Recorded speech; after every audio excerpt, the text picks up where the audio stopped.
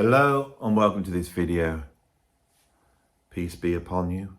I bless you. I send my love to you, and I send my love out to all humankind.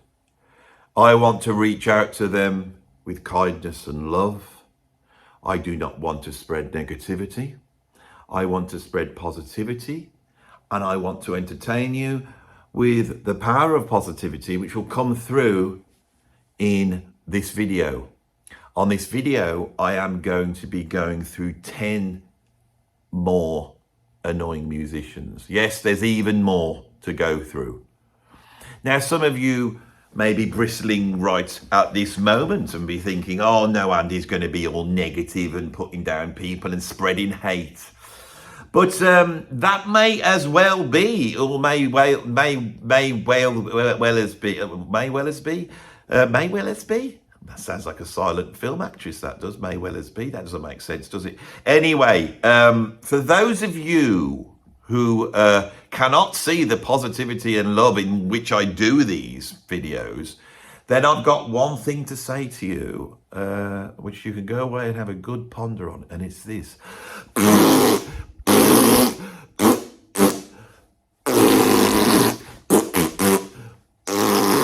Yes, you know what you're in bloody store for, don't you? Yes, a rant. A rant. We haven't had one for a while. You know, I've been sat here doing good videos talking about the minimalist Steve Reich. I've been talking about Captain Beefheart and life and death, all philosophical stuff. And what's happened? The views right down. So I got up there and I said, you know, what can you do? You know, and I thought, well, just get the old, you know, get the old. I call it. I call it the old trusty idea. I have a box at home, it's labelled the old trusty idea, and I open it up, it's got a piece of paper. When I have a little card, it's got a little card, not a piece of paper. And when I open that up, I look at the card and it says, more annoying musicians. I go, yes, come on, let's bring it on. So I've got some here. So as you know, when I start off, what I have at number 10 is usually just, I choose them because it just gives you an idea of what the top 10 is. It's like straight down the line. It's not left field. It's not right field. It's down the middle field. It's the middle field, you know, that really defines what this is about. And this is about annoying musicians, you know. And so at number 10, I've got Axl Rose, okay? Now, Axl Rose, and the thing with this list is, a lot of the people on this list, I love their music. In the past, when we've been dealing with the likes of bloody Van Morrison and who else who do I don't like, Neil Young, I hate their music, you know, and they're probably quite nice people in reality, and I let my hatred of the music get in the way, you know, and I use that to fuel my hate. But here it's the other way around. Axl Rose, I like Guns N' Roses. You know, I'm a bit of a rocker, and I like some old rock, you know, now and then. You know, when I get a bit tired of the old jazz and prog, you know, and I need something just to, you know, wind down to. I love a bit of Guns N' Roses, Appetite for Destruction, you know. And, you know, I saw them in 1988 at the Monsters of Rock Festival, and they came out. Nobody knew who they were. They were low down on the bill.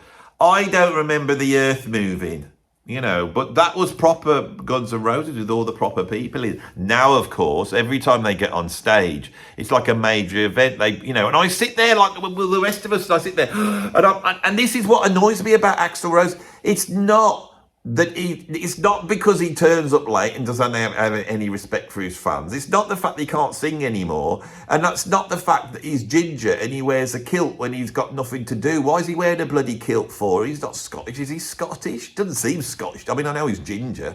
I mean, if you're ginger, are you an honorary Scot? I don't know.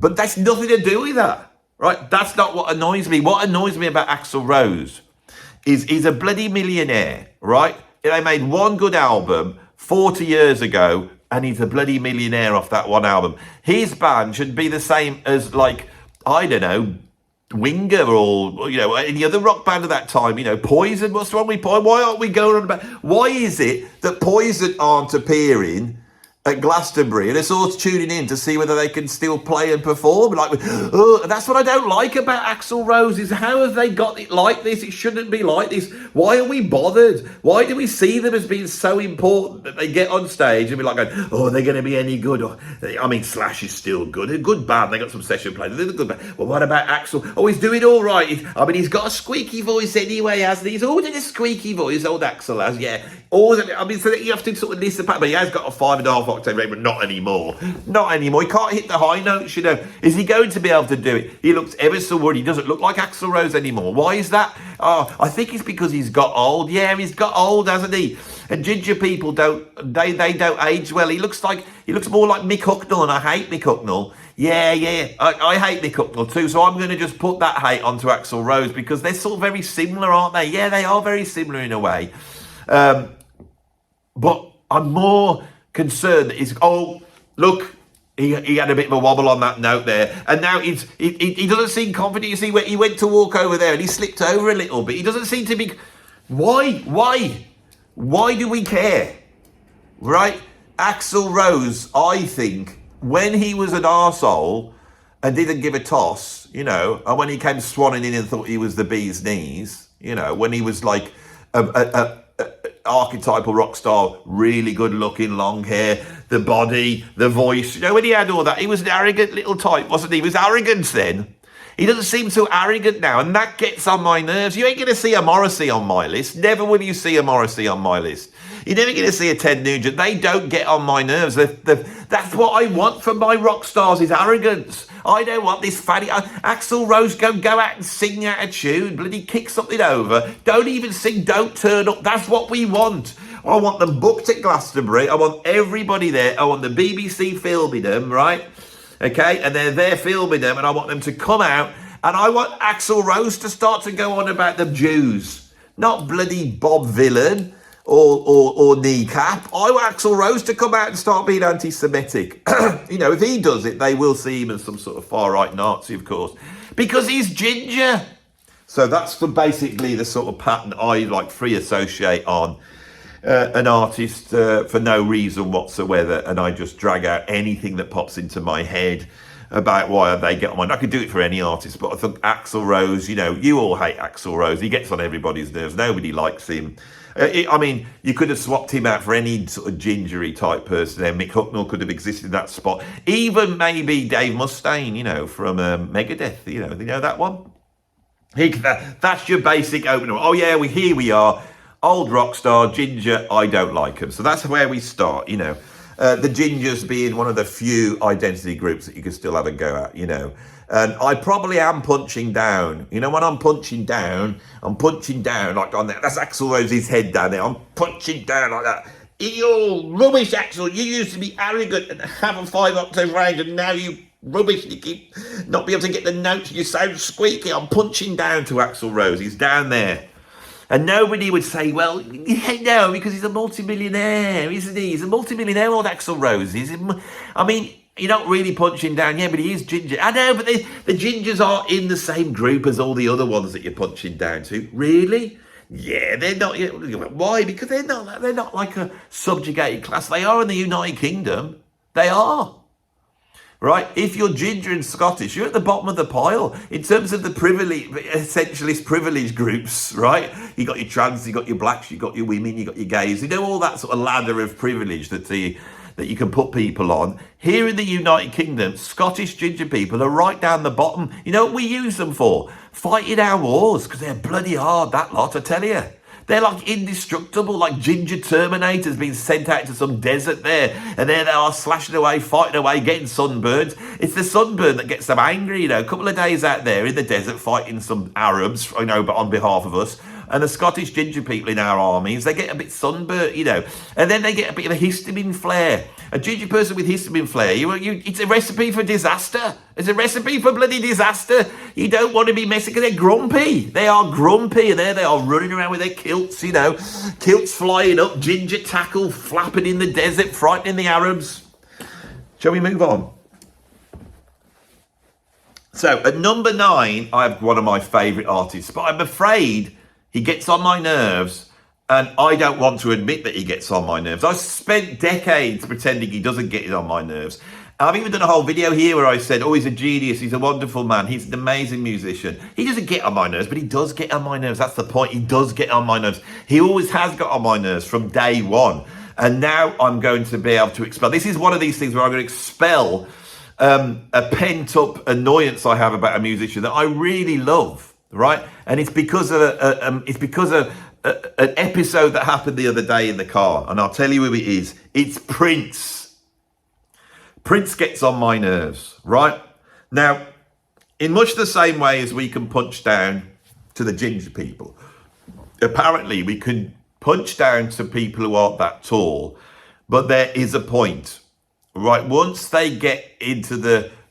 so small, they're getting into the realm of sort of, fantasy characters. You know what I mean, don't you? You know what I mean, Harry Potter. Once they're so short that they're in the Warwick Davis then. I can pick on Warwick Davis because he seems to like it. And the reason why is because he laughs in himself, because he thinks, I don't care. I'm Warwick Davis, I'm a multimillionaire. I've been in bloody Star Wars. I've been in all the Harry Potters. I've been in other things as well. What was that thing he did, the TV series and the legend was? I can't remember what he did. Anything that requires a little chap. I mean, he is I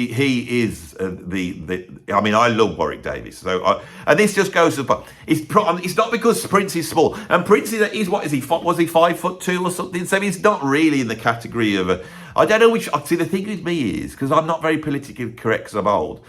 There's two words I've got for a small. When people say small people or short people, I find that I want to use the proper English word for it. So Snow White, what she had 7 of, that word, there's that word. And then what you have is British Leyland brought out a range of sports cars in the 1970s, like the Austin Healey Sprite. And there was another one, not the Spitfire, not the Sprite, the other one. See, that word, one of these is the N words for little people. And I don't know which one it is. I don't know whether it's the 70s British Leyland sports car, right? I don't know if it's that one or a mate of Snow. I don't know which one it is. So I don't know what to call them. I don't want to get it wrong. But with Prince, it's not because he's short. It's not that. What it is with Prince that gets on my nerves, he's too rude, right? And it's the fact he's rude and short. Short people are fine. Rude people, they're fine. But when you're short and rude, it sounds like you're just doing it because you're short, right? Now, Prince, obviously, in terms of his way with the ladies, let us say, he did okay.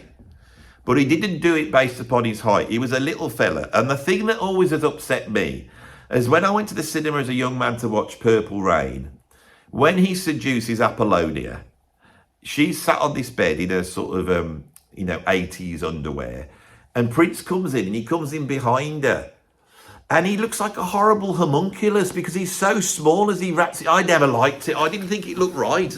I don't like this. And then the next thing is you go, well, Prince is a bit mysterious. He seems a bit like a megalomaniac and he throws his weight around a lot, and all this type of stuff. He seems a bit power mad and weird. But I'm sure if you got him in an interview, he'd seem like a regular guy, but he doesn't, does he? Now, I was watching an interview. This is what really motivated this section of my video.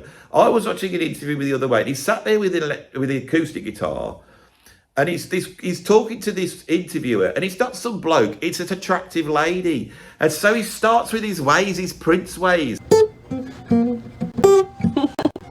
I didn't know you were going to do this. Okay, How about one of your oldies? Since you're telling everybody that you're not going to be playing your oldies anymore, how about Purple Rain? I don't know that one. You do. You lie. Okay, you sing it. How could I even try? Go on. I'm sitting here with Prince. I'm going to sing. She's tearing up. Oh. That's not what the audience wants.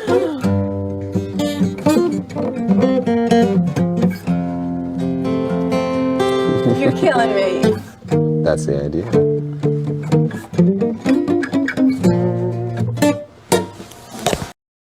And he says, he asks her to sing, and she doesn't want to sing, but he keeps pushing it and pushing it. And then he asks her to sing Purple Rain, and he starts to play Purple Rain on his acoustic guitar. Right there, he is plunking away, and he's going, "Why don't you sing Purple Rain? You know, I'm Prince, and I'm making you feel uncomfortable." And we're all supposed to go, "Ooh, whoopee woo, look, Prince is making the attractive lady look uncomfortable. The little fella's making the attractive lady look uncomfortable through the power of Purple Rain on acoustic guitar. This is wrong." Right, he shouldn't be doing it. I felt sorry for her. I thought you could do it for a couple of minutes, but he kept going. He wanted her to sing. He wanted her to sing. You know why? Because he probably wanted to go. If she could squeak some note out, he would have then pulled her into his entourage of ladies, wouldn't he? And the next thing, he would give her a new name, and she'd have some record deal where she was wood prancing around in 1980s underwear, being all suggestive, and singing a song which probably called something like. It would probably called something like Love Faucet, I'm a love faucet, I'm walking about, and they'd be, I was a sensible journalist doing interviews. Well, how did I end up like this? Because Prince won you over. He trafficked you. He groomed you with his bloody acoustic guitar thing, sing any note, sing a note. She squeaks a note out. "Oh, you sound amazing. I'm Prince. I can make you famous. I'm going to rename you. What are you going to call me? I don't know, like Bathsheba 7 or something like that, or I don't know, White Thigh or something like that. I'll give you that, or maybe something after like Athena. Usually that's the one to go for. Is it Athena or Artemis? Something that's I don't know. Anyway, now that's not enough for him to get on the list. That's all annoying. Prince is annoying. And I don't want to, I feel a bit, because the other thing with Prince is he died under mysterious circumstances, didn't he? Mysterious circumstances. I wish he hadn't have done that, because we'll never know now. We'll never know the truth. He's an enigma, right? He's an enigma. I said enigma. You can say that, and you can say enigma. No, I said he was an enigma. Bloody hell, you lot. It's getting old. You need to wash your ears out, you lot. Anyway, it's his guitar playing. Prince is not a bad guitarist. He's quite a good, for a singer who plays guitar, he ain't Eric Clapton, but he's quite good. He isn't even a John Mayer, but he's a good guitarist. He's a good guitar. But those Prince guitars he plays, the great big plasticky looking ones with a horrible plastic through neck and that big sort of curly thing on it, they don't sound very good. His guitar sounds always horrible. And he's okay on the guitar. On a video I said I had a go at his guitar playing and people got upset because they all watch him stand up and do While My Guitar Gently Weeps. The one when he's, because of his ego, he then just took over the whole thing and stepped forward and did some huge guitar solo. And we're all supposed to look at it and go, "Oh, wow, And it just shows that people don't know anything about music. They think Prince is like on the same level as Jimi Hendrix or Stevie Ray Vaughan or Alan Oldsworth or Schofield or Pat Metheny or John McLaughlin or Aldi Meola or Carlos Santana, his hero. He's copied and ripped off so badly. But if you think he's in the same league as those, then I don't know. I don't even know why you're watching my channel for. Maybe that's why you only come and watch these videos, because you haven't got a bloody set of ears that can hear that is just mediocre at best, bloody Prince. Right, so 15 minutes in, 2 out the way, we're going very slowly. Right, the next one I've got is Tony Banks, who is the keyboardist of Genesis.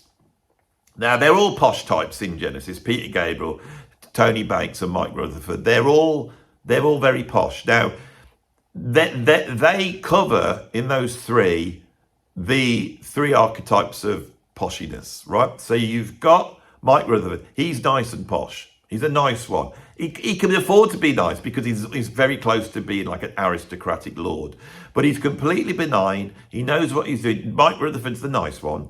Peter Gabriel's the eccentric one. He's the one that will go off into the forest and cover himself in fruit, and then sing to the forest sprites. That's the sort of thing Gabriel does. Strange. He's the weird poshy, so posh that they can do whatever they want to do. No one's going to stop them because they're weird. Then you have the authoritarian bossy poshies, right? Who are totally, won't ever agree with you because they know better, even in any question. And that's what Tony Banks is. So when you watch him on an interview, it'll be like, so Mr. Banks, you know, did you find any of the keyboard playing hard in Genesis? No, not at all. Not really. No, not at all. I found it quite easy, actually. Very easy, actually. I can't believe you're asking me a question like that. So did you find the keyboard playing in Genesis quite easy then? No, not at all. I found it quite difficult. It was difficult music and we played it at a difficult time. I didn't want to get involved in all these silly shenanigans that everyone else got involved in because I'm very posh and I'm above all big shenanigans. You know, so can you ask another question, please? And I will bark back at you in a similar sort of way. Now, of course, because he's so posh, in 1997, and I find this incredible that this never gets mentioned on any bloody YouTube channel about prog, he became Prime Minister of the United Kingdom. And because he was so posh and bossy, any time they came in and tried to tell him, oh no, you can't do that, Prime Minister, he go, of course I can, and he would just be a contrarian. And so he gets together with Alistair Campbell, you know, Alistair Campbell was this fellow who was a complete twat, that is a British fellow that helped Tony Banks when he was Prime Minister of the United Kingdom, and he knew how to, you know, play Tony Banks, and he said that there was weapons of mass destruction, and we went, you know, and had a war with Iraq, which basically destabilised the whole of the Middle East, and has had ramifications right to this day, and it's all bloody Tony Banks' fault. So you can moan about him being a bit arrogant and not being able to have a solo career as good as Phil Collins or Mike Rutherford, but these things. Hello? Hello, Mr. Banks. Are you watching it, are you? Yeah, well, I think you should be held to account, you know. Yes, going to war with... What are you on about? Oh, yeah. He wasn't... The Prime Minister wasn't Tony Banks, was he? He was Tony Blair. I got confused. So you're not Tony Blair? I thought... But you look exactly the same. Are you sure you were? No, you've always voted Conservative. Yeah. Oh, that's bugging up my video. I thought you and Tony Blair. I thought you just changed your name a bit. You sort of, I can't be Tony Banks because of the Genesis thing. And Banks doesn't sound good for a Labour politician to be called Banks, does it? Because Banks is where all the poshies keep their money. Yeah. What, yours Coots Bank, is it? That makes sense. But I feel a bit of an idiot now. Yeah. So you will definitely confirm that Tony Blair and Tony Banks, you're not Tony Blair. Bloody hell. Well, let's turn up for the books for me, yeah. Okay. Well, I really all in. I will just stick with my original things that you're just an arrogant little poshie that can't be told anything, and ruined Genesis by being bossy, and you forced Steve Hackett and Peter Gabriel out because you wanted everything your way. Yeah, so I'm going to go with that one. Yeah, I'm glad you find that quite reasonable. Okay, Mr. Banks, thanks for thanks for calling up, and I do love your work, not so much the later stuff, but the Genesis stuff I do. Yeah, I do. You were you one of the, you never showed off like Keith Emerson and Rick Wakeman, but you were nearly as good as them. Yeah, without a doubt. Yeah, definitely. Okay, love you, mate. Yeah, you ring up any time. I'll apologise as soon as I get off the phone. Sorry for that, got that all wrong. Anyway, let's move on to Stevie Nicks. Right, Stevie Nicks. Right, when I was a kid, if I asked my mom something and she wasn't happy with what she said, if we asked her to do something she didn't want to do, she used to say knickers. It's a British thing, Mom, can we have some chocolate biscuits? No, knickers to you, knickers. It was a retort. Now my mom shortened it from knickers to nicks. And so I've always associated Stevie Nicks with my mom's sort of admonishment. But the thing is that that should not make me hate Stevie Nicks. Now, why do I hate Stevie Nicks? Well, it all starts with Kerrang. When I was a kid, right, there was a magazine called Kerrang, and it was my sort of, after I moved from looking to Kerrang. I remember that was me. That was like my passage from child to adolescence to adult. Kerrang played this part. And in Kerrang, as long as all the horrible sort of new wave of British heavy metal types, you know, these blokes with lots of studded wrist belts on and glasses, you know, like the guys in Venom and Raven and all those types of bands, you know, you'd go and watch all these sort of grainy black and white pictures of them posing in some local park with a playground in the background, trying to look like Satanists.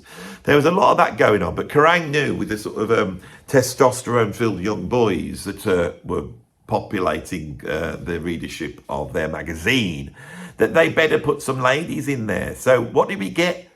Bloody Pat Benatar, right? And we got Stevie Nicks. Now, they put out a centre poster of Stevie Nicks, and there she was, all blonde, pouty, and, you know, sat there in a sort of black lace. And I thought, well, she looks a bit sort of, you know, she doesn't look like she's going to be doing any sort of venoming or ravening or angel witching, but, you know, she's in Kerrang. So I went and got a Stevie Nicks album, Belladonna. It wasn't heavy metal. But instead, it was sounding like somebody killing a goat whilst playing 3 chords over and over again. Now, the only way I can, I want to show you, because, I mean, this is the sort of thing Rick Beato would do. You know, what makes this song great? This is what makes Stevie Nicks crap. So next time you see me, I will do you, like being the musician I am, I will do you an analysis of Stevie Nicks so you can see how she does her thing, okay? So I'll be back in a minute. Right, I am now at the studio end of my studio, and it's a bit dark here, so I put some lights up. But when I saw the lighting effect on camera, I look a bit cadaverous and vampiric, which I do apologise for.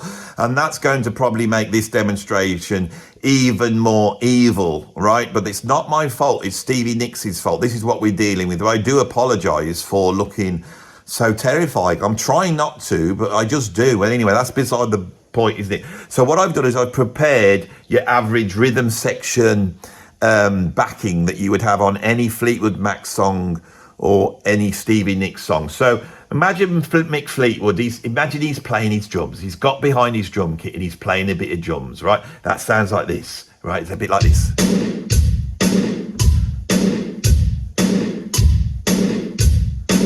Very straightforward. And then the other one, John McVie, did he forgot his name then? He just brings in a bass note. Now he doesn't do anything clever, he just does a bass note, same note over and over again, like this.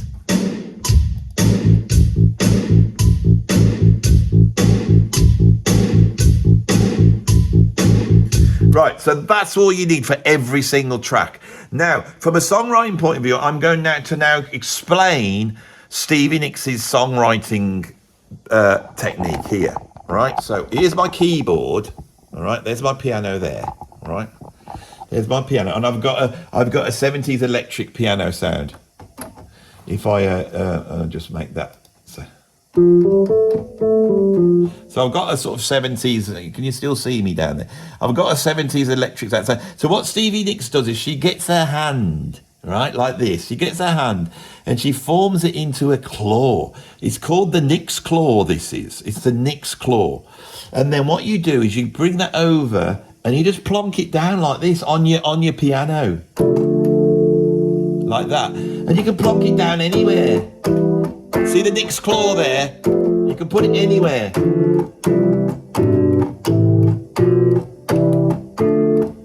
The Nicks claw, you just, anywhere you want it to go.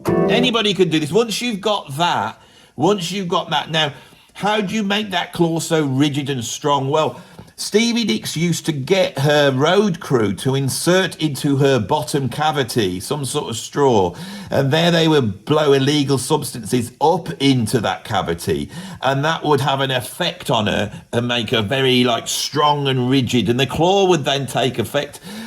She could see like a bit of a, and of course this is allegedly, I'm not saying this really happened. I might have made something up or dreamt it. But the fact is that this is the length she went to write her wonderful songs. Now, we haven't got to the best bit, but imagine you got this. Right? Anybody can do that once they've got the claw. I don't have to look. I don't play the piano, but I can just do that, right? You can see the claw, right? You understand the clause? Now take your microphone now. Now this microphone's not on, I'm just pretending it's on. What you do then is you imagine you are a goat or some sort of sheep, but definitely a sort of grazing, you know, creature, but not a cow, right? More of a goat or a sheep. And then you emulate that like this. Now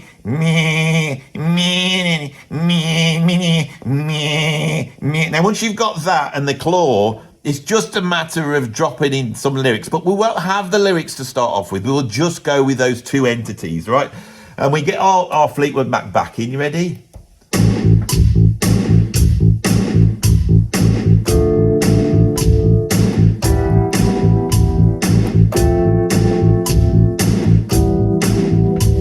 So once you've got that going, you can do this anywhere. I'm just doing it randomly. Now I'm going to do the goat sound.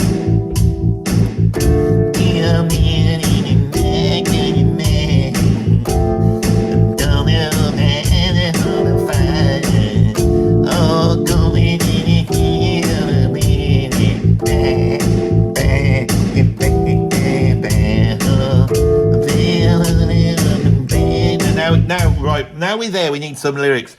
Now, you basically take the word woman and then put any appendage before that, you know, gypsy woman, tattooed woman, you know, anything like that you want to put, you know, gold dust woman, anything like that you want to put in front of it, usually a description of some sort. So if you think, well, let's just look around, what sort of woman could you be? Chubby. So say you've got a chubby woman. So I'm going to write a Stevie Nicks song about a chubby woman, right? With the goat voice, the claw, we got all the elements together. Now, you ready for this?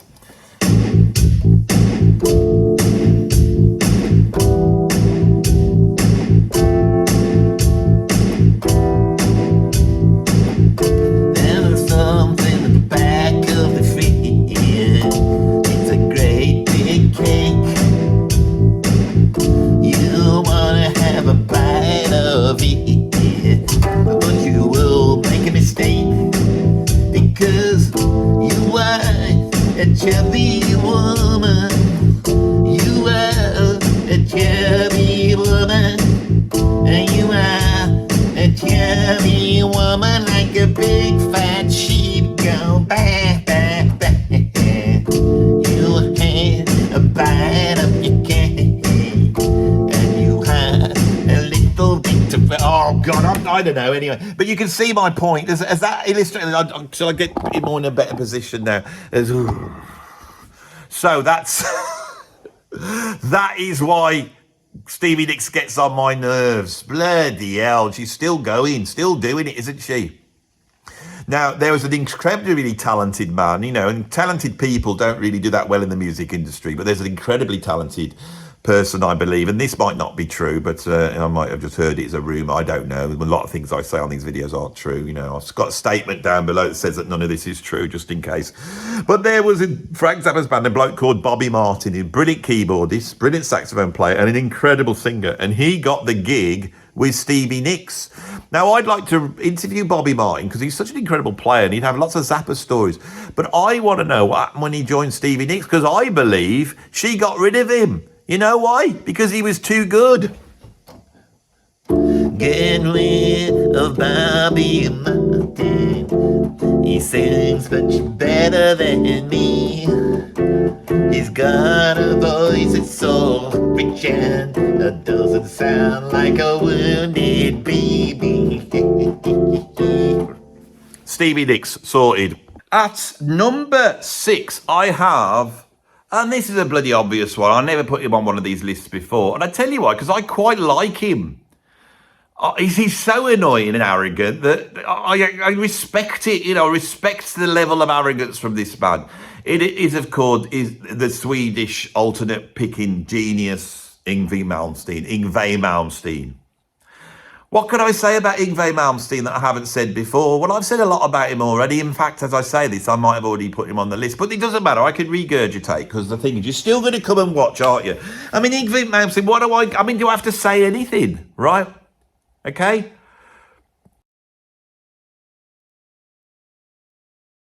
Yngwie Malmsteen, right? He emerges in the early 80s. I'll do this very quickly so we can move on. He comes out and he is a purveyor of incredibly fast guitar playing. He's like got this alternate picking going. And I like it because he plays with fire. He's a fiery player. He's a great guitarist, fiery. But being Norwegian, he's got no taste because they don't do that. They're stuck up there in the sort of, eternal darkness of their winters, and it makes you go a bit strange. And so he decides that the best music you could possibly make would be this sort of card, pretentious, overblown, hair metal songs about being a Viking, and all that type of stuff. He takes a certain aspect that Rainbow had on the album Rainbow Rising. He takes an aspect of that, and they're quite close to being bad taste, and he just amps it up. Now the thing is, that's all well and good with a few albums. I got those albums, I love them, they're not bad taste, It's all sort of, I'm a public, it's all that. I can't do an impersonation, it's not like Stevie Nicks, it's harder to do, because he's a proper musician, But then what's he done since then for the last 40 years? The same bloody thing, really. It's just got worse and worse. Nobody listens to any of the albums. Nobody cares about what he's done. I went and had a little bit of a listen to some of the modern albums. They're just bloody terrible covers, terrible artwork, terrible music. And you could see as he's upset everybody, he's ended up sort of in a sort of drum machine world where he's making these albums at home. They're just rubbish, absolute rubbish. And anyway, he's very arrogant, isn't he? Now, he appeared on Rick Beato, and I've got to be honest, it seemed to curb his arrogance, which means he can do it. But I know people who have met him, you see, I know people who have toured with him, and I know the sort of things that are required when you're playing on the same bill as Yngwie Malmsteen. So, for example, he doesn't like to walk places unencumbered. He's not like a normal human being. When he comes out of a room and opens the door and wants to walk down the corridor, he doesn't want anybody there at all. He just wants to be able to walk straight down, flouncing away in his cowboy boots with his big flappy hair and his great big sideboards, probably with his strap on, ready to play, And he wants to be able to do that unencumbered, so he tells people that they can't be there. And I don't know, I can even tell his story. I can't be arsed with it. I don't put him on this. This is why I didn't put him on the list. And I know the next one's going to be massively contentious. So should we just move on to this bloody obvious? Yeah, everyone knows Malmsteen gets on. Let's move on. Shouldn't have put him on. All right, number 5. I have one of my favourite musicians of all time, but he does get on my nerves. It's Pat Metheny. He does. Pat Metheny gets on my nerves. I love him. I love Pat Metheny. I love his music, right? I'd like to meet Pat Metheny, and I think he's a nice guy, but there is something about him that gets on my nerves. And I can't quite put my finger on it. John Scofield doesn't get on my nerves. Even John Abercrombie doesn't get on my nerves, And the thing with John Abercrombie, he had that sort of, John Holmes, the alternative actor. He's got a similar look. If you see there, he looks a little bit John Abercrombie. And then John Abercrombie had this unbelievable moustache. But John Abercrombie never got to the heights of Pat Metheny. You know why? Because he was an ugly bugger. But Pat Metheny wasn't an ugly bugger. He looked like a nice boy. He's a handsome man. Now, if we go back to the early days of Pat Metheny, when he first emerges, he was a nice boy, very smiley, lovely hair, and sort of, it was all very nice, wasn't it? With Pat when he first came out. I thought, Pat seems like a nice guy. And when you saw him in the interviews, he was very much like, I'm Pat Metheny, and I'm using to sing clever on this album. Yeah, we're trying to do something a little bit. I thought, he seems like a nice man, a nice boy. A boy, really. A nice boy, And that's his image, isn't it? And, he's only little. I mean, if you see Pat Metheny in real life, he's tiny. It's like he's tiny, okay? Now, his partner in crime was the late, great Lyle Mays. Now, I felt sorry for Lyle Mays, because Lyle Mays is an unbelievable musician, as is Pat Metheny. But Lyle Mays never really got the sort of fame, did he? And I think it's to do with the dryness of the hair, because Pat Metheny, in the old days, seemed to have very luxurious, long, black, flowing hair. And he looked like a sort of hippie rock star. But Lyle Mays, he didn't look like that, did he? He had that face, that face? And then, every time I saw them live a number of times, and I'd sit there trying to concentrate on the music, but I'd be looking at Lyle Mays' hair and thinking, they're so dry. Back then you had that hot oil treatment that you could buy. And I thought, why is the Pat Metheny group, for all their virtuosity, not discovered? Maybe they like it like that. I think they were very clean gentlemen. And when you got long hair and you're very clean, so you take lots of showers, which I believe the Pat Metheny group did, for certain people that can make your hair very frizzy indeed, especially if you're then going to walk out onto a stage with hot lights. So imagine nice boys, but you've got this hair problem, right? Now, in Pat Metheny's case, as time has gone on, he won't let go of the hair, right? He's now in his 70s, right? And he's still sporting the hair. Now that hair, his hair then through the stage lights and the fact that he doesn't eat before he plays, so he's got no nutrition to feed the hair, and not knowing about hot oil treatments and things like that, his hair did start to get drier and drier, didn't it? And as it got drier and drier, he got more and more bitter. And with his bitterness, he decided to take it out on Kenny G. Now, what's Kenny G done to anybody? Right? Kenny G never gets on my nerves. He seems like a lovely bloke. He's got a sense of humour. He sits there laughing. The whole jazz world hates him. He just laughs away, you know, and doesn't care because he's sold 60 million albums, you know, and that's what he's done. But he can bloody play. You know, Pat Metheny would never do it. But I think he should show that he's not an arrogant old man, which is what he's become, a bitter old dry-haired man, right? He should show he's not that by doing an album with Kenny G and letting Kenny G do his nice saxophone. So Kenny G can play. I've proved it over and over again. Every jazz musician that knows what they're talking about says he can play. Jeff Berlin, the great Jeff Berlin, yeah, he can bloody play. He's friends with Vale Johnson, the incredible bass player that's been with Kenny G for the past 40 years, an amazing bass player. And he went to see him and he came out saying Kenny G's a great player. I mean, Jeff Berlin bloody hates anybody. Any weakness in your jazz armoury, and Jeff Berlin's going to have you down. He's like a big game hunter of the jazz police, isn't he? He's like the marksman. He's like the what do you call it? The one that's designed only to shoot people, a marksman. What do you call it in the army? You know, those ones. He's that, you know. I mean, you got the jazz police, but there it's like, you know, you got Jeff Berlin with his gun. You know, you have to be able to read music. You have to be able to know, no, you can't do it. Bang, you're dead. You know. So surely, if he had Kenny G as in sights, you know, Jeff Berlin would have leapt into action. Although recently he seems to have gone against his sort of Jeff Berlin's. You know, would be on the list. I want to interview Jeff, and I've got the contact to, and I want to pull him up on this thing and see where we go. It's all whether he's got a sense of humour, but my God, is Jeff Berlin important in the history of bass? And that's the thing I feel no one's got the respect of going, you know, this bloke, the bass playing is like so virtuoso. It's because of a handful of players that came in after Jacko. I would say Jeff Berlin's one. You know, Victor Bailey in Weather Report directly replaced John Patitucci a few years later, Jonas Hellborg, but none of them are quite in the same league as Jeff Berlin. Why am I talking about Jeff Berlin here and not Pat Metheny? Because although Jeff Berlin sits there pontificating about this and being able to do that, I know where he's coming from. He's not just, you can tell the difference. He does not hate Kenny G. He does not say all these horrible, Pat, you never needed to do this.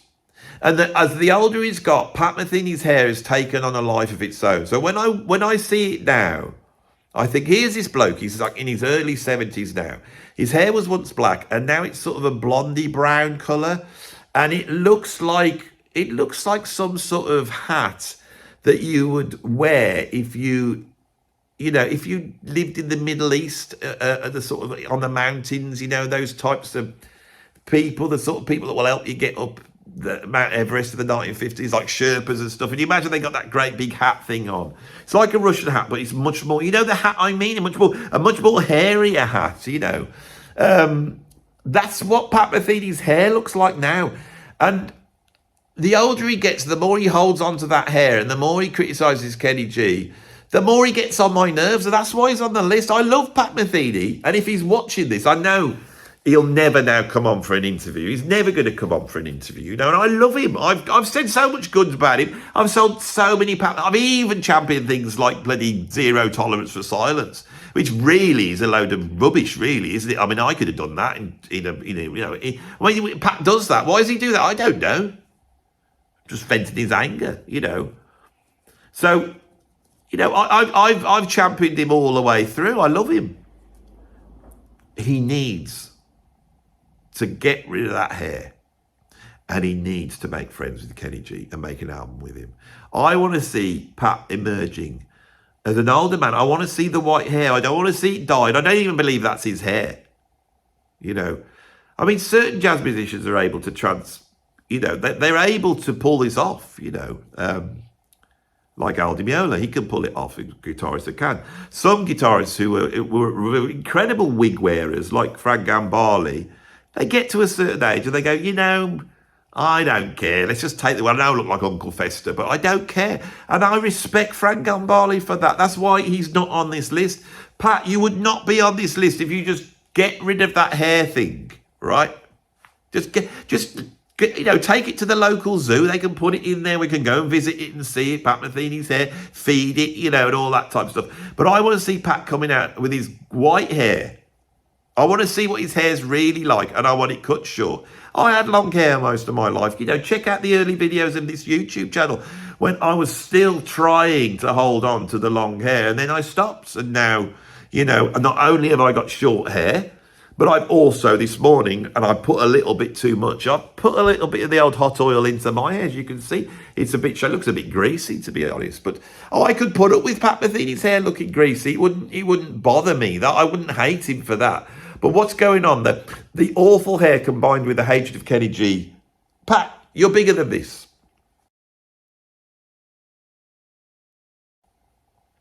Number 3, I have Madonna. Now, this is entirely motivated, and I might do a whole video on this, by a video that was put out by that right-wing YouTuber, Academic Agent. Now, Academic Agent did a video the other day where he said Madonna never wrote any bangers, right? Now, Academic Agent, first off, when you venture into the world of music, you are an academic, and your knowledge of history and politics and philosophy and cultural things is very impressive, Academic Agent. It's very impressive. But when you venture towards music, I always feel like you're getting into an area, and I think you need to pull me on. I'm quite happy to come on at any time. I'll tell you why. And it's not because of your excellent knowledge. It's the fact that you've got more subscribers than me. So I will appear any time. And the first thing that I would pick you up on this video, where you criticise Madonna, you say she's got no good songs, and then you just simply list a whole bunch of other songs, and the only evidence you've got, think about it, Mr. Academic Agent, the only evidence you've got that these songs are better than Madonna's songs is the fact that you call them bangers.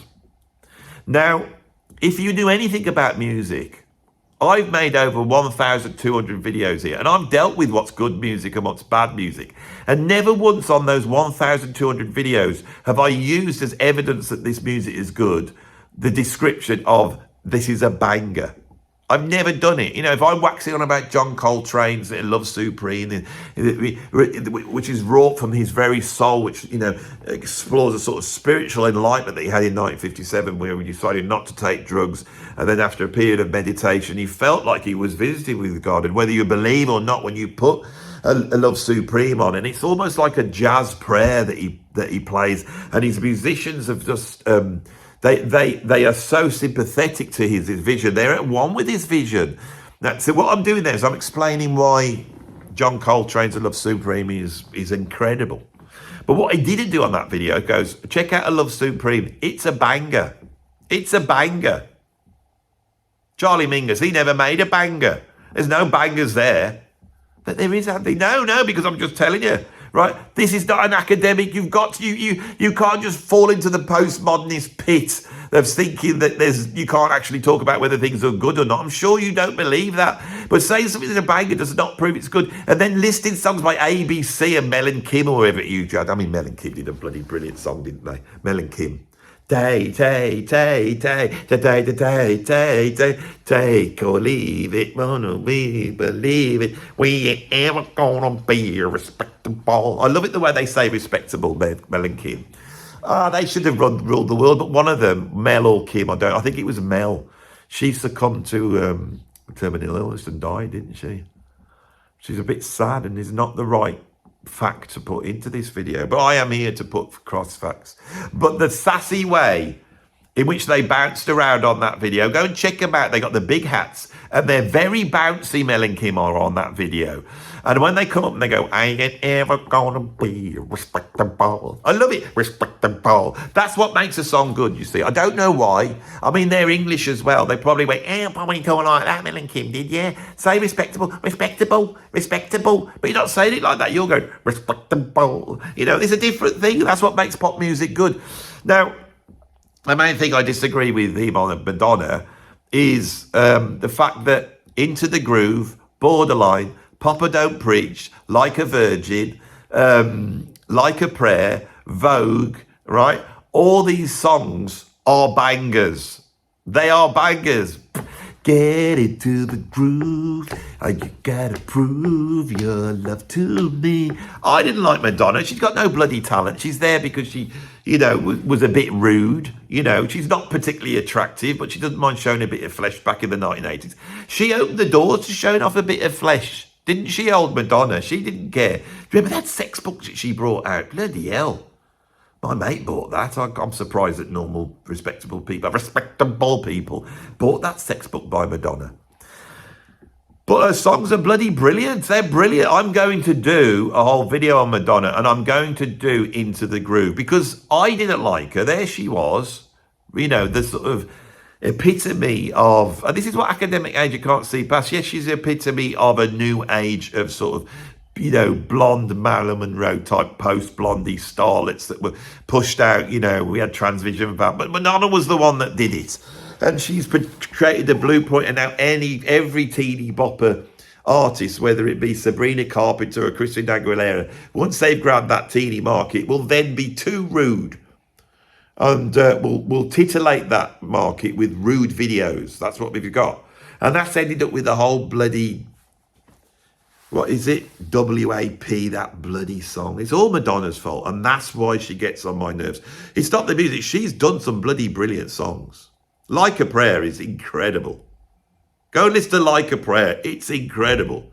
The composing, the writing, the playing on it. Just listen to the bass line. Listen to the lyrics and how it builds, and how the drama of the middle section, and how Madonna, who is a good singer, but more importantly, she's a recognizable singer.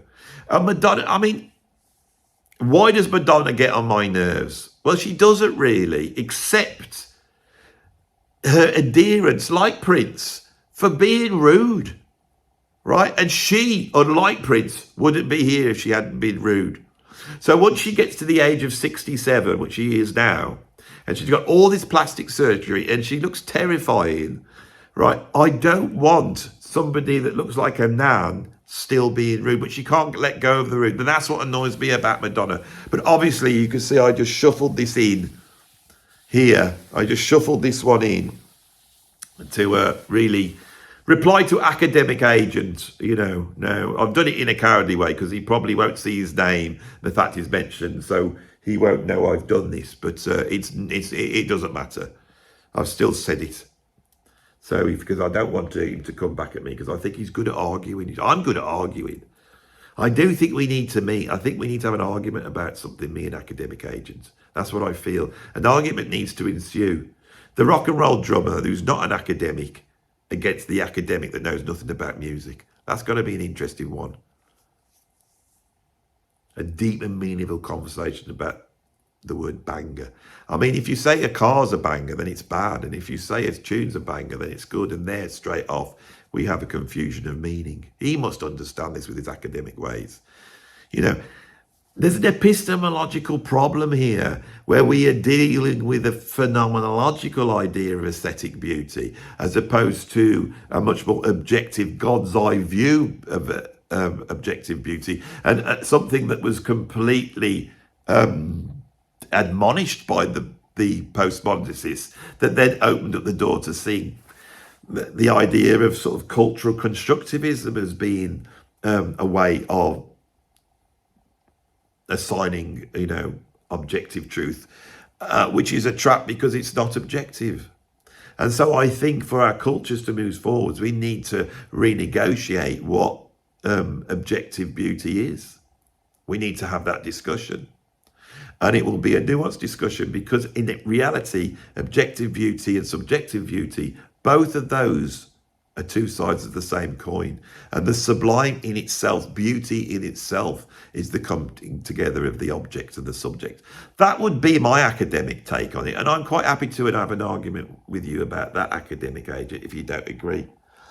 The only problem is I did not understand anything I just said. But working in the education system, I learnt a way of, mimicking the ability to talk like that in the same way Stevie Nicks has mimicked the ability to write songs, right? You're not going to believe what I've got at number 2.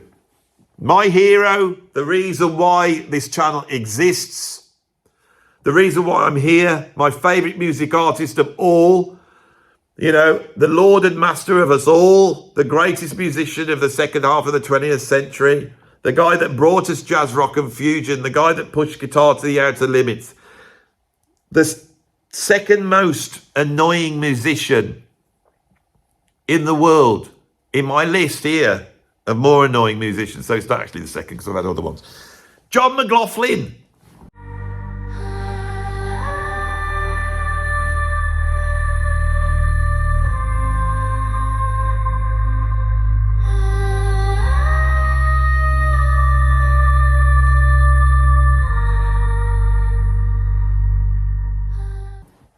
John McLaughlin, right?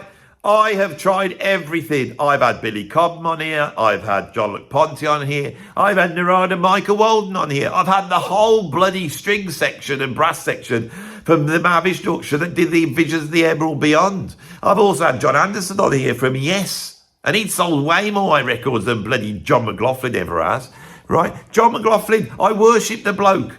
Right, I wouldn't be here if I hadn't have heard him when I was like 14 years old. He's my hero. And here I've been, I only did this channel so I could talk to John McLaughlin, right? Now, I would have thought, with all these other guys messaging me and, you know, everything that I've tried to get him on the channel, that he would have been, there would have been some sort of contact, he would have been on. I mean, it's like, he's just done an interview for that Jazz's YouTube, Jazz's magazine. And that bloke's there so bloody po-faced chatting to John, all pleased, asking him the same questions that everyone else asked him. And John's on there, he's in retirement now, and he's looking healthy, and he's bought himself some glasses. He's got these really cool white glasses. He looked really cool. He was in a good mood. He was chatting away about all sorts of things, all relaxed, you know. And considering he's like the greatest musician of the second half of the 20th century, he's just so affable and lovely. And, you know, it's like, there's me doing everything I bloody can. Now, last year, I thought, no, I'm going to do this. So I did this video where I celebrated his birthday, and I got all the musicians in the world to wish him a happy birthday. And I got to all my contacts, and they told John McLaughlin, this bloke's done something for your birthday. It's taken him 2 weeks to do. He's got all famous musicians on it, like Ray Gomez, all saying how wonderful you are. It's a lovely birthday present. And I know he saw it. But John did not email me. Now, why didn't he? He tell you why. Because he's playing with me. He's playing with me now. I know he knows about this channel. He's got to have seen it. I don't care how spiritual he is now, what he is with the bloody world and nature. He's got to have put himself into bloody YouTube. And if he puts John McLaughlin into YouTube, what's going to come up? Me. That's what's going to come up. And he won't come on the channel. So this here is my last attempt. It's my last attempt to draw him in. I have spent my whole week where I should have been doing YouTube videos, and I'm now behind schedule, making my version of his wonderful tune, Follow Your Heart, or Follow My Heart, Follow Your Heart. And I am now going to show you the video. Now, I'm going to tell you something. Those of you who know about your music, including John McLaughlin, will go, that arrangement's not quite right. He's changed the actual chord progression. It's not quite right. It's a sort of right chords, but they're not in the right order, to quote Eric Morecambe, the great Eric Morecambe, which I know. John McLaughlin knows about Morecambe and Wise. He knows about the joke with Andre Previn, right? I know he knows it, so he understands the humour. He's from bloody Yorkshire. He understands the humour. Oh! So I'm going to show them. So I know that that's wrong. I've done that on purpose, Mr. McLaughlin, just to let you know, right? So this is a tribute to you, and it's how much I love your music, but I'm not respecting it. I've changed the chords, and I got that from you. I remember watching an interview for you many years ago, because I watched and listened and read every interview, where someone asked you, what's your rules for chord progressions? And you said, I believe that any chord can follow any other chord. And I took that on board. And so with your tune, I'm going to have any chord following any other. I don't care. This is defiant, Mr. McLaughlin. This is at once show my deep love and respect for you in your music. Deep love and respect. But also there's a little bit of a barb in there in the way I've changed the arrangement for you. I'm sure you'll understand it, Mr. McLaughlin, because I know you'll be watching. I know you're watching right now. Now, you're either upset about this or you're having a little laugh to yourself. If you are having a little laugh to yourself, come on my bloody channel, because I want to ask you the stuff that no one else was going to ask you. I don't even want to talk about the Marvin Structure or Miles Davis. I don't want to talk about that. I want to talk about what interests you. I want to find out what you're interested in. Do you like Morecambe and Wise? Who's your favourite comedian? What's your favourite film? I have sat there devouring everything about you, and I know none of this stuff. I don't want to answer any personal questions. I don't want to ask you about your. I know everything about your music. I want to find out what's your favourite book? What's your opinion on this? What's your opinion on that? What do you get up to? What do you like doing? A little bit like a date, but like a jazz fusion date, which is a meeting of the minds, not a meeting of the other bits. Not that I'm taking that off the thing, if that's what you want, Mr. McLaughlin. Well, I don't know. Anyway, here's my version of Follow Your Heart. It'll be a treat for you at the end of this video if you got this far.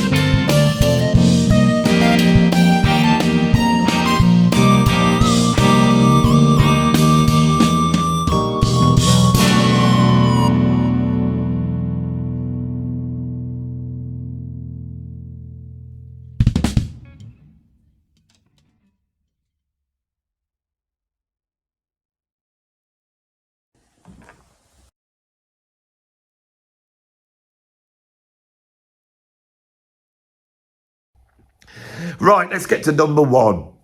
And number one, he is definitely, he would be the top of every list. I've actually argued for this bloke, being a keen progressive rock fan, and I've argued for him and tried to support him. I can't anymore. It's Roger Waters. Bloody hell does he get on my nerves. Right, now I can go on about his sort of bloody hatred of Israel and his political bloody machinations, or I can go on the fact that he's ruined bloody Dark Side of the Moon, which by making a sort of drum machine fueled Tom Waits version of it that nobody wants to listen to. I could go on about that. I could even go on about the fact that he went on Piers Morgan and he spoke to himself. I could even do that. I mean, what sort of grown man talks to himself? Hello? Oh, hello, Mr. Waters. Yes, yeah. Are you watching? What, Tony Banks called you up and told you? Yeah. I wouldn't have thought you'd be friends with Tony Banks. What, you thought he was on the left? Yeah. No, he's not. He's Tony Blair and Tony Banks are two separate people, Roger. Yeah, you do get on my nerves. I've supported you over the years. But that thing where you were talking to yourself, you were sat there like imagining that you're talking to someone that doesn't exist, and that's man. I mean, how old are you? 90 years old. Why would you do that?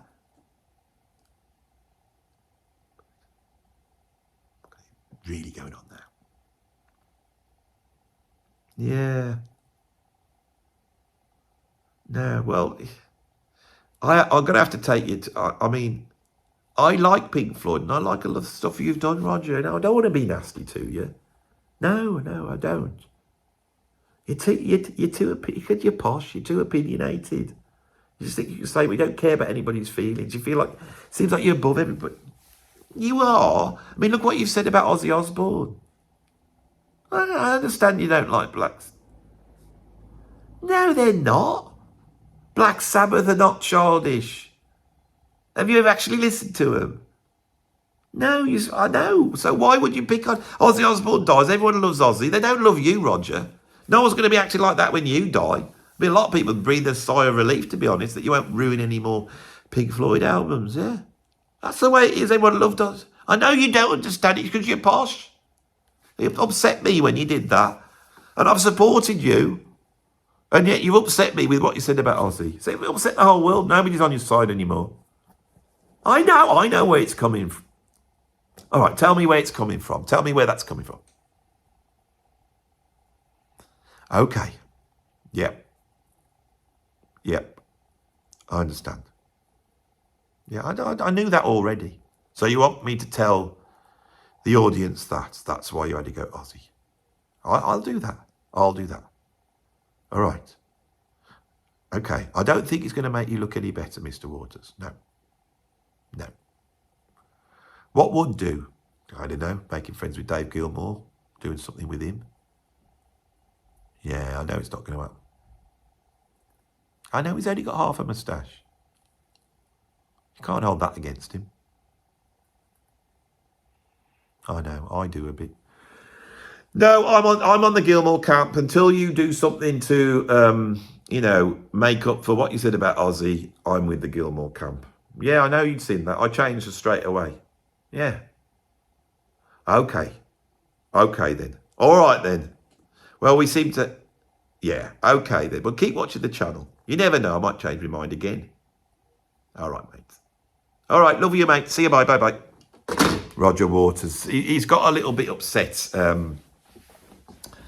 with what I'm saying. Now, what he told me, he said he wasn't really having to go at Black Sabbath. He said, but Black Sabbath, they don't write songs. It's just riffs and songs about biting the head off bats. Now, that's sort of evidence that he's never really listened to Black Sabbath. But they are definitely a working class band. And what we have here with Roger Waters' criticism, this really is an illustration of our class system here in the United Kingdom.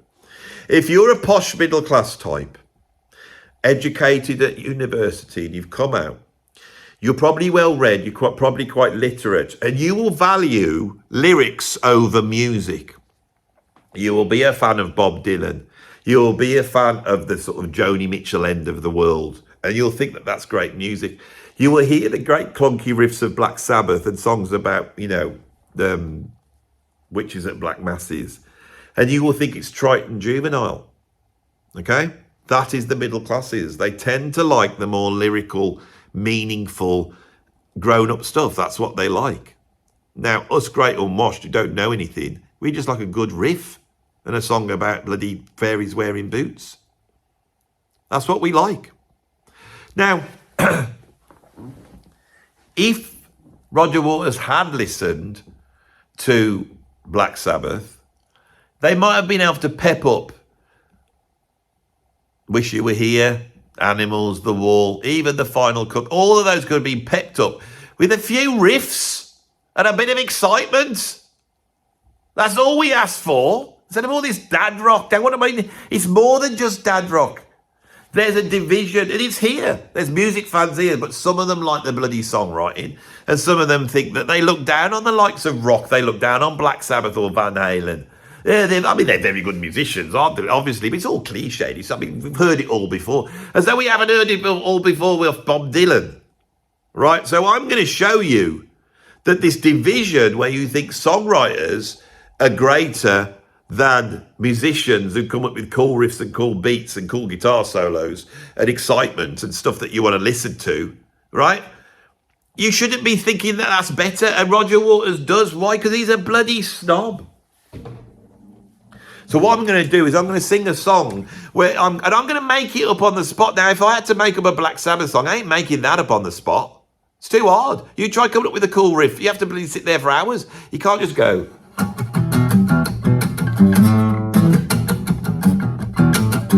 That's rubbish. It's not a Black Sabbath riff.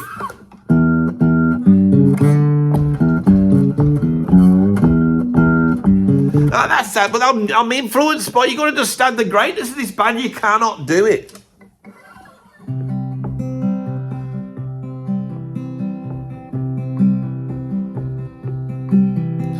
There once was a man called Roger Waters, a grumpy man who didn't like the Jews. He didn't. Oh, it's not working. It's pretty harder than you think. Like, okay, come on, get your acting together, because you were so arrogant then yourself. You see, this is why you shouldn't be arrogant, because there's a pride before a fall. And I thought I could pull that off. Let me have another go at it. Started off brilliant, didn't it? It was so brilliant when it started off. I thought, this sounds exactly like a Dylan tune. Because I'm making, honestly, I promise you, I'm making all this up. Let's see if I'm going to make it more interesting. I'm going to do the tricks that make people think the songwriting's good. I'm going to make it even harder, but you've got to bear with me here, right?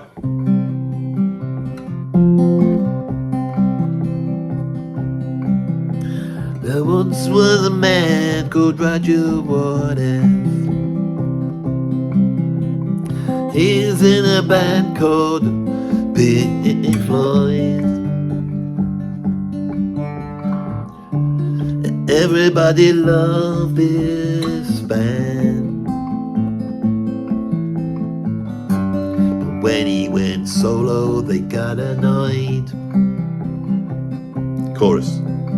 Roger Waters gets on my nerves. Roger Waters, well, he talks to himself, and that is absurd, absurd.